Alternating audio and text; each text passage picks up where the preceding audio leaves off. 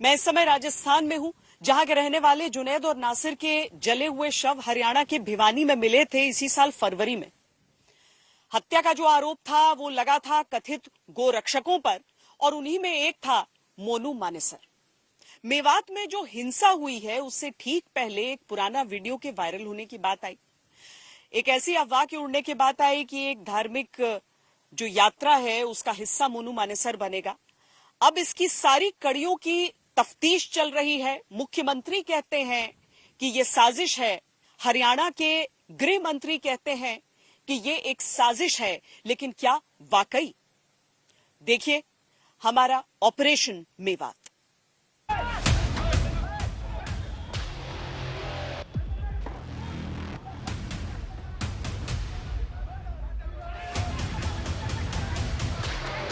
दो पुलिसकर्मियों की हत्या,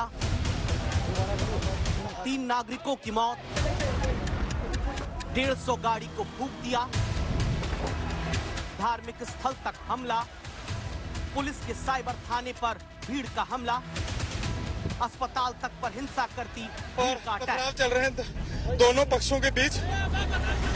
31 जुलाई दिन सोमवार का हरियाणा के मेवात से निकलती ब्रिज मंडल धार्मिक यात्रा के दौरान दो पक्ष आमने सामने आए। मुख्यमंत्री मनोहर लाल खट्टर, हरियाणा के गृह मंत्री अनिल विज, नूंह की कांग्रेस विधायक आफताब अहमद, बीएचपी के नेता सुरेंद्र जैन, सब कहते हैं साजिश रचकर हिंसा मेवात में की गई। निश्चित रूप से एक बड़े षड्यंत्र का कहीं न कहीं हिस्सा लगता है। कोई एकदम हुआ हादसा लग नहीं रहा है, किसी न किसी ने इसको मास्टरमाइंड जरूर किया है। किसी योजनाबद्ध या किसी षड्यंत्र का शिकार जो हुआ है। ये एक दिन का काम नहीं है, ये महीनों से तैयारी चल रही थी।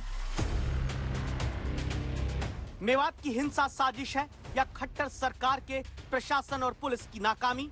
मेवात की आग साजिश है या खुफिया अलर्ट पर सोए रहने की निशानी? मेवात की हिंसा में 5 लोगों की मौत साजिश है या आशंका के बाद भी सतर्क न होने की कहानी? कैसे जला मेवात, किसने जलाया मेवात? खुफिया कैमरे से लेकर ओपन कैमरे तक में आज तक की इन्वेस्टिगेशन, सारा सच आज सामने आएगा, जिसे हमने नाम दिया ऑपरेशन मेवात। ऑपरेशन मेवात में आज आपको पता चलेगा मेवात की हिंसा के पीछे का मकसद क्या था। मेवात में सांप्रदायिक तनाव के अलर्ट को नजरअंदाज किया गया। मेवात में हिंसा ही ना होती अगर प्रशासन अलर्ट पर सजगता से कदम उठाता। इसका सबूत देने वाले पहले 2 चेहरों को पहचानिए। पहला चेहरा है विश्वजीत, नूंह में सीआईडी के इंस्पेक्टर। दूसरा चेहरा है किशन कुमार, एसएचओ नूंह सदर, यानी वो थाना जिस इलाके में हिंसा हुई। आज तक के ऑपरेशन मेवात में सबसे पहले आपको सीआईडी इंस्पेक्टर नूंह विश्वजीत के पास ले चलते हैं। सीआईडी के ये वो अफसर हैं जिनके कंधे पर नूंह के भीतर की खुफिया जानकारी जुटाने, प्रशासन को सावधान करने की जिम्मेदारी है। सीआईडी इंस्पेक्टर के दफ्तर में ही आज तक की तरफ से पड़ताल करते मोहम्मद हिजबुल्लाह ने सवाल किया, क्या सीआईडी के पास मेवात से निकलने वाली ब्रिज मंडल यात्रा में किसी टकराव की आशंका को लेकर इनपुट था? बहुत ध्यान से अब ये बातें सुनिए। इस कल वाले जो रैली को लेकर कोई स्पेसिफिक इनपुट था आप लोगों की तरफ से? स्पेसिफिक इनपुट था, भाई ये लोग यात्रा निकालेंगे तो इनका कानून होगा कहीं कहीं। अच्छा, ये था। अगर ये निकलेंगे गांव के बीच से, एक तलवार लहराएंगे, फरसा लहराएंगे। क्या ये पहले से इनपुट आप लोगों ने नहीं दिया? इनपुट थी, सरकार को सब दे चुकी। कितने दिन? आपको पता है टाइम हफ्ता 10 दिन पहले ही तो हफ्ता 10 दिन पहले दे दिया। नूंह के सीआईडी इंस्पेक्टर छिपे हुए कैमरे पर बताते हैं कि मेवात से निकलने वाली यात्रा को लेकर टकराव के इनपुट थे और हफ्ते 10 दिन पहले ही इसकी जानकारी वो पुलिस से लेकर सरकार तक पहुंचा चुके थे। लेकिन फिर भी क्या इस वीडियो और सीआईडी इंस्पेक्टर के इनपुट को दरकिनार नूंह के पुलिस अधिकारियों ने और प्रशासन ने कर दिया? ये कौन है, कहानी क्या है? इसलिए पहले इस वीडियो के कुछ शब्द सुनिए। सभी भाइयों को बड़ी खुशी के साथ बताया जा रहा है 31/7/2023 दिन सोमवार को मेवात ब्रिज मंडल यात्रा है। सभी भाई बढ़ चढ़कर हिस्सा ले। ये शख्स है मोनू मानेसर, बजरंग दल से जुड़ा हुआ है, खुद को गोरक्षक कहता है। इसी मोनू मानेसर पर भिवानी में फरवरी महीने में जुनैद और नासिर की हत्या का आरोप लगा। आरोपी मोनू मानेसर तब से फरार है, पुलिस की पकड़ से दूर है। नूह के सीआईडी अफसर विश्वजीत के मुताबिक नासिर जुनैद की हत्या और कथित गोरक्षकों की गुंडागर्दी से नूह मेवात के लोगों में पहले से गुस्सा था, लेकिन जब मोनू मानेसर के खुद मेवात की यात्रा में आने का वीडियो पहले वायरल हुआ, फिर उसके मेवात पहुंचने की अफवाह फैली, जिससे दावा है हिंसा भड़की। कहीं कहीं अधिकारियों ने सोचा भाई चलो ये मान जाएंगे, खदेड़ देंगे, उसमें ये नॉर्मल ही ले लिया उनको। हाँ, एक मोनू मानेसर नहीं आया, समझा देंगे यार भाई किसी ने अफवाह फैला दी, वो आ लिया मंदिर पे, पूरी यात्रा चलने वाली है। अच्छा। तो हम यात्रा को रोकेंगे, उनका मकसद उस रास्ते को रोकना है। अच्छा। जो मोड़ है जिससे जानी थी, तो वो वही ब्लॉक करना था। कितने टाइम लगा था बिल्डअप होने में चीज़ों को, मतलब कल? लग गया था 1 घंटे के आसपास। 1 घंटे में हो गया सारा? 1 घंटे में इधर उधर गाँव बहुत नजदीक नहीं, इधर है उधर है, सभी से चल दिए उठा की मोटरसाइकिल। तो यहाँ के लोकल है ना। अच्छा। और वो बच्चे लगभग 17 साल से 21-22 साल की एज ग्रुप के थे। अच्छा। उनमें बड़ा मैच्योर था नहीं। अब सवाल हमारे दिमाग में उठा कि मोनू मानेसर के आने की अफवाह के बाद अगर हिंसा भड़कती है तो क्यों नूह में साइबर पुलिस थाने को निशाना बनाया गया? क्यों इस पर हमला हुआ? क्या मेवात जो पहले भी तमाम दुर्दांत अपराधों के लिए कुख्यात रहा, वहां हिंसा में एक साथ कई निशाने साधे गए? ध्यान से सीआईडी इंस्पेक्टर विश्वजीत के खुलासे को सुनिए। इनके दिमाग में 2-3 बातें थी। लॉटरी का काम, जुल्म था, हरियाणा के लोगों ने किया, गोरक्षकों ने किया। नहीं, दूसरा एक साइबर फ्रॉड का बड़ा सर्च अभियान चला था, उसमें काफी लोग ये दिक्कत आ रही है, तो गो कृषि पर प्रतिबंध में से दुखी हैं। अच्छा। इसको हमारे घरों पर पहले खुले चलते थे। इस तरह ऑपरेशन मेवात की पहली इन्वेस्टिगेशन में सीआईडी इंस्पेक्टर विश्वजीत के मुताबिक ये पता चलता है, सीआईडी को मेवात की यात्रा में पहले से टकराव की आशंका थी, इनपुट मिला था।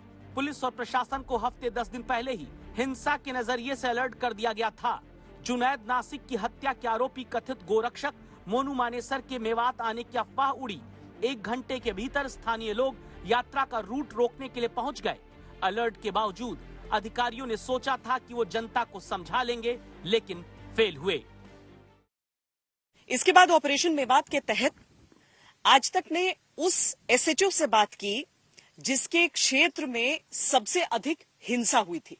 हमारे संवाददाता नितिन जैन वहां पर पहुंचे और ये जानने की कोशिश की कि क्या अलर्ट था और क्या अलर्ट के अनुसार सतर्कता बरती गई।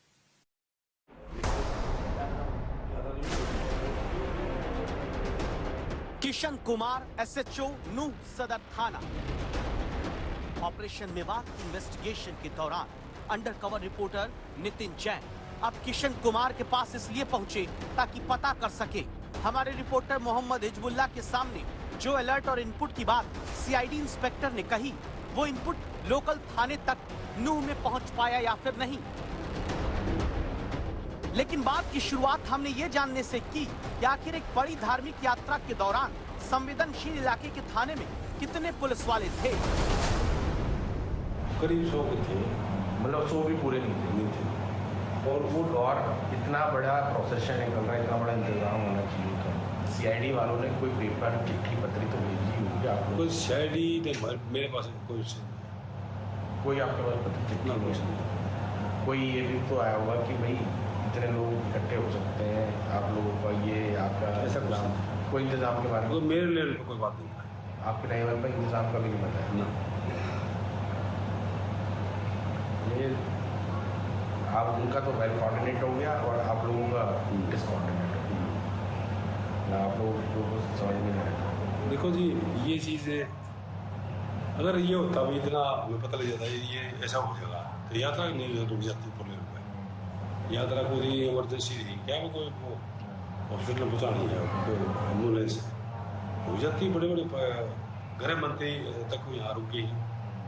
हाँ, जब जान पर आएगी तो यात्रा तो की जाएगी। इस तरह सिचुएशन वो नहीं थी, आप लोगों को इस तरह खबर नहीं थी। अगर होती तो ऊपर लेवल पे कर लेते हैं। यानी जो अलर्ट सीआईडी कहती है कि भेज दिया, वो स्थानीय थाने तक पहुंचा ही नहीं। तो फिर हिंसा और टकराव की आशंका वाला इनपुट कहां रह गया? इसका जवाब हम खोजेंगे। उससे पहले देखिए एसएचओ नूह सदर थाने की कैसे दूसरी बातचीत के दौरान बताते हैं कि फोर्स की कमी पड़ी। पुलिस बंदोबस्त इतनी कम थी, ऐसा पुलिस करनी थी, जो फोर्स थी ना वो सारी लगी हुई थी। इनसे पहले जो हरियाणा था जंगल लड़ जाना था, नवी से सीधा देखा जाना, वापस जाना, नवी ना पुनः कुछ पूरा तो कवर कराना था। लंबाई बढ़ गई, यात्रा लंबी बढ़ गई, फोर्स तो वही थी, कोई एक्स्ट्रा फोर्स थी नहीं। वो फोर्स 10 पॉइंट बढ़ने, 50 पॉइंट बढ़ने के बाद 200 पॉइंट बढ़ गई। ऐसे नहीं फोर्स की अच्छी थोड़ी थी। शायद यही वजह है कि एकदम यात्रा जब पीक पर थी, तभी टकराव की पहली घटना के वक्त मेवात में पुलिस कम पड़ गई। पुलिस वाले कहीं भी हिंसा के वक्त तुरंत एक्शन लेकर हिंसा करने वालों को रोकने की स्थिति में नजर नहीं आए। ऑपरेशन मेवात की दूसरी इन्वेस्टिगेशन में पता चला, सीआईडी के पास इनपुट यात्रा में टकराव का था, लेकिन स्थानीय पुलिस अलर्ट मिलने से इनकार करती है। यात्रा लंबी होने की वजह से कई जगह पुलिस तो लगाई गई, लेकिन निगरानी के पॉइंट बढ़ जाने से पुलिस की कमी पड़ती गई।